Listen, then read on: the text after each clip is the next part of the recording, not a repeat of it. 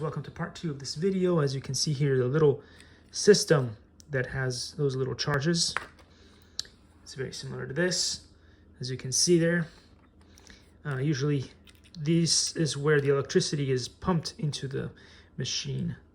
And I guess this is probably going to be magnetic, unlike this one, which had a system where you have these little buttons and you can press them into place like so.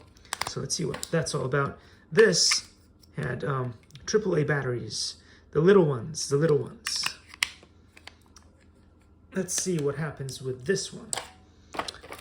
So there's some kind of, maybe this is a water container or something that comes with this. The other one did not need it, or we didn't use it. Instruction manuals, how to use it. And the belt itself, interesting looking. Likey